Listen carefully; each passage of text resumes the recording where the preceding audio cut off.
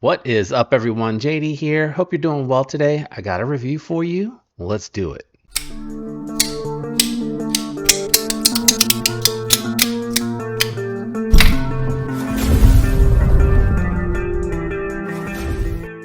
All right, guys, we are checking out a brand new model from a brand new knife company, but it is manufactured by one we're familiar with. So, what are we looking at today? We're going to be checking out the Karbon Buckhorn.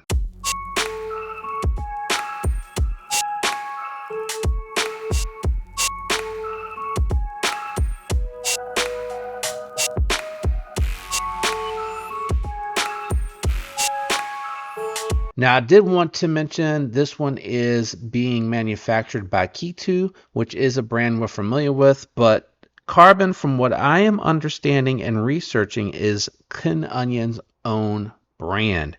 Let's go ahead and get into the review. We're going to do size comparison, profile comparison, we're going to weigh the knife, and then we'll go ahead and jump into my thoughts and impressions. Let's kick it off with a couple of size comparisons. All right, so first on the table, we got the Spyderco Para 3 Lightweight on the bottom, which is what I would consider a small carry. And on top, we've got the Spyderco Manix 2 Lightweight, which I would consider more of a full-size carry. And as you can see, the Buckhorn is actually larger than both. Let's do a couple more. All right, so we have two more on the table. On the bottom, we got the CJRB Echo, which I consider more of a medium-sized EDC, similar to the Para 3 Lightweight or the Bug Out.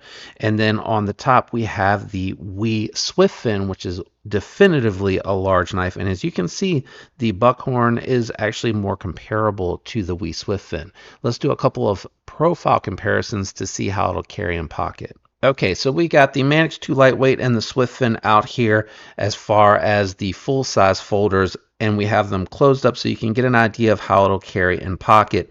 It is going to carry a little bit deeper than your Manix 2 Lightweight, and it's going to hang out of the pocket a little bit more with the way that the clip is done on this one, but it'll take up less space than the Swift Fin. And as far as the profile and how it'll feel in hand, it does compare pretty well to the Manix 2 Lightweight. The contoured scales and the swelling that you have here in the middle kind of make it, in my opinion, very comparable to the Manix 2 Lightweight. But the Swift Fin is not a thick knife either, and when I actually put these up to each other, it's a little hard to tell, but the knife feels thinner in hand because of the contouring, but with the actual swelling in the middle there, it actually is a little bit thicker than the Swift Fin. Let me go ahead and grab the scale and we'll check the weight on this one out. All right, we got the scale out and on. Let's check out the weight on the Buckhorn. So coming in at 4.4 ounces, I think the website advertised 4.3, but I'm not 100% confident in my memory.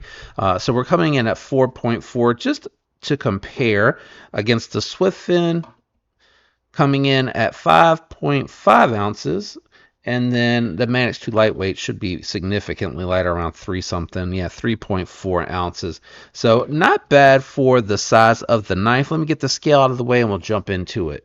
All right, guys, let's go ahead and jump into the Buckhorn here. Very comfortable knife in hand during the little bit of cutting that I tried to do.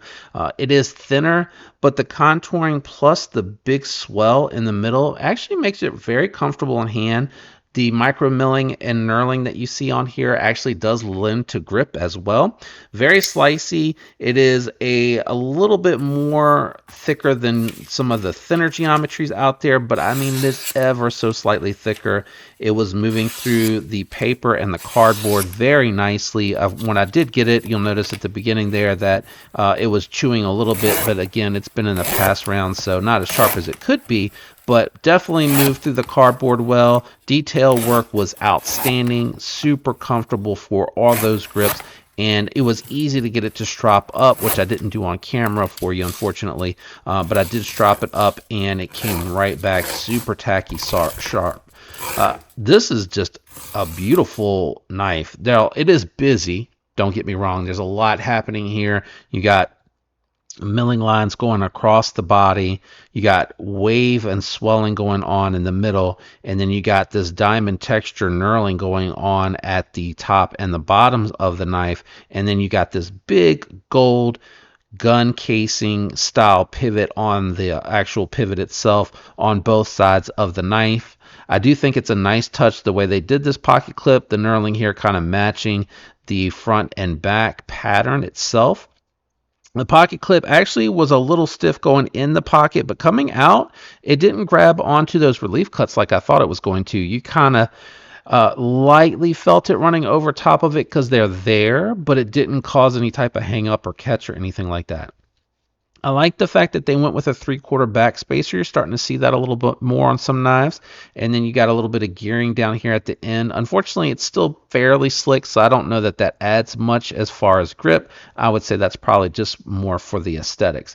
And then they match it a little bit here on the outset of the lanyard hole. I'm perfectly fine with manufacturers that want to integrate lanyards into the back spacer and they don't prioritize the pocket clip. I mean, this does carry pretty darn deep. There's not a ton that's going to be sticking out there when you consider where it stops. There is plenty of clearance for it to go all the way deep into the pocket as well.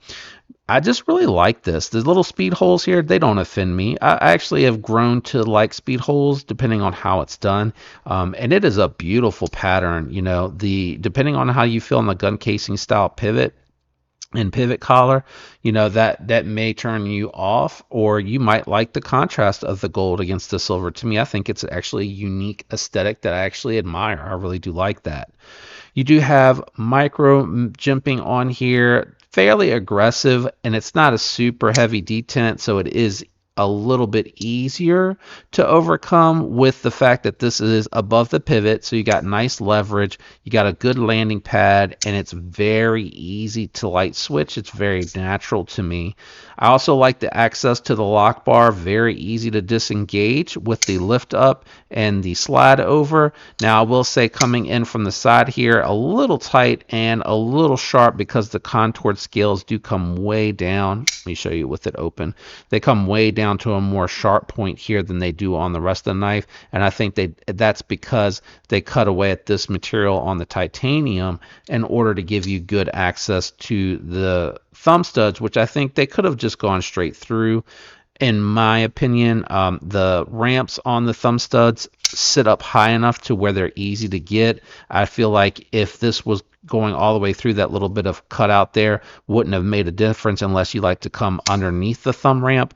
But for me, with this micro milling and the way that this is tapered and ramps up, I feel like it's just natural to sit on top of this type of thumb stud and just flip it open. I mean, I have tons and tons of clearance underneath of there. I don't know how well I can get that to show for you, maybe from this side. Yeah, look at that. Tons of clearance. Easily able to clear that thumb stud and deploy it. So it's very good detent. It's not stout. It's not soft. You know, I think it's tuned properly for the knife itself. Let's talk about this blade shape, because this is something that I think is really cool. So it starts out as like a drop point, but on the tip, you got like a little tiny sheep's foot going out on the tip there. And I like that because it drops it down and it makes for a beautiful blade shape. I really think it's unique. I like it. It reminds me of like a Kershaw knockout, I think, if I'm remembering that correctly, that blade shape that they had that was very similar to how it dropped like that on the tip. And again, makes for great positioning for detailed work, utility cuts. You can trigger finger pull on here, and you're a little close to the blade's edge to get out on that detailed tip. But for me, I found that I actually just go right over top of the flipper tab with a lighter grip, nothing heavy, just to get into the package to make sure that I'm not cutting into anything that might be in the package, so it's easy to control that way. Very big knife though, very large, but they did a nice job keeping it nice and slim so it doesn't feel like a very large knife in the hand. I'm actually a little tight with the way that they rounded down the back of the handle here. I'm a little snug on this one. I start to hang over just a little bit. I got a little tiny bit of meat sitting off of the back there, but it's nothing that's uncomfortable, and you know, I feel pretty good in this position right here. And this is how I think I was cutting the cardboard in the beginning, was just kind of right in front of that jimping. I would say I'd like to see them carry that jimping all the way out, because really I'm just landing on this flat spot here. Now, all of this is coming in at $275. I think I forgot to mention you have bearings in the stamp bearings in the pivot. Very smooth. It is a very light guillotine, almost falls shut. Takes very minimal effort for it to close. You see it doesn't go all the way, and it stops pretty easily, and it's easy to kind of control and shake it a little bit. So the weight of the blade is enough to kind of make it want to fall.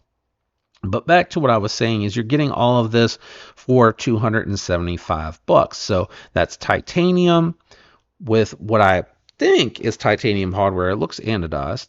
Yeah, titanium hardware, but I think the bolts back here are steel. Yeah, I think these are steel, and that is titanium with titanium thumb studs. So, unless of course, this looks anodized. This looks like that high voltage gold anodization that they can achieve at that color. I don't think I have any of that color currently in my inventory, but I have done this color before. So you're getting all that for $275. I think that's pretty reasonable. So just again, something comparable. This has all titanium hardware. It does come with a very beautiful anodized finish. I elected to strip it down like that to make it raw. But you're getting titanium throughout as well, and you're getting that for $289. 20 CV hand rub satin finish. You're getting 20 CV with like a machine polished and blasted finish on this blade. You're getting a lot more knurling and milling, which does add to the machining time on this for $275. And S35EN, you're getting 20 CV and a little bit on, you get speed holes, and the polishing and the ano work is more time. But there's a little bit of milling going on here and a little bit of cutout going on here as well. So I think, if you wanted a big one, and you wanted something that maybe had all titanium, maybe it was a little bit more aggressive or equally aggressive depending on your take on it, then I think the Swift Fin is pretty comparable. At $275, there are some alternative recommendations that I can make.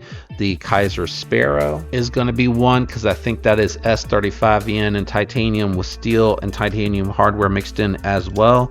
And then you can get the Militaw coming in at around $159 with S35EN titanium scales and hardware, with the pivot being steel and micarta. That one, is going to be pretty compelling for something much more affordable. Actually, the Sparrow and the Militaw, I think, are coming in around that price point for their entry-level counterparts. This one here with the S45EN and the fat carbon is going to be $210, so getting a little closer in price, but still far more affordable. For me, I actually like this one. It gives me Kershaw vibes, which I'm not saying it's ripping off Kershaw in any way, shape, or form. I'm just saying there's some characteristics to the styling on it that remind me a little bit of some of Kershaw's models, which I like.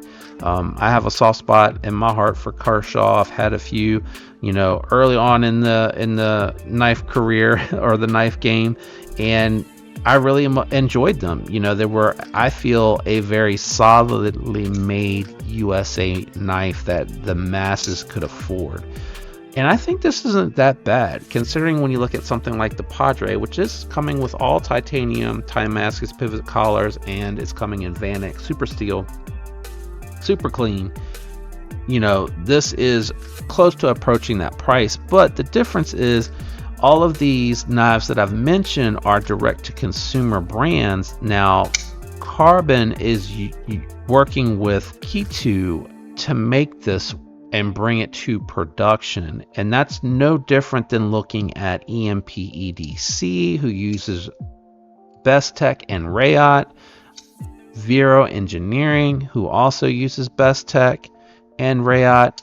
And when you're doing it that way and you're depending on someone else who needs to make a profit to make your knife, you're going to be paying a little bit more for the knife, and your profit margins are going to change a little bit.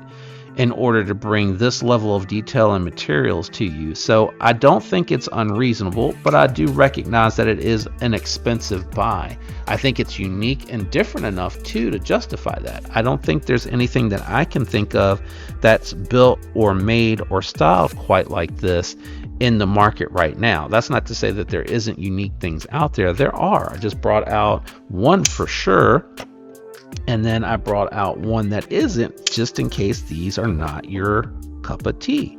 You know, I think the Militaw is a beautiful blade, very simple, straightforward, neutral handle that is styled nicely. And I think the Swiftfin is something that is very, very different and very unique in what you see in that price point, that $200 to $300 price range. But anyway, let me know what you think about the Buckhorn down in the comments below. I love hearing what you guys think about knives that I show on the channel. Is this one that you've picked up or would pick up? Why or why not? Also, if you're not interested in this knife at all, just leave a pocket dump or say hi in the comments below. All of it helps the algorithm. And again, I do love hearing from you and interacting with you. If you enjoyed it, hit that like button on your way out. Leave a comment. Links are down below. If you're interested in anything, I'll make sure this is linked. I'll have all of my regular links down there, and it just lets the merchants and vendors know that I sent you, which helps the channel in the end. I love you guys. I hope you have a fantastic week. Special thank you to the channel members out there. You guys are amazing. I'll catch you all on the next one. Peace.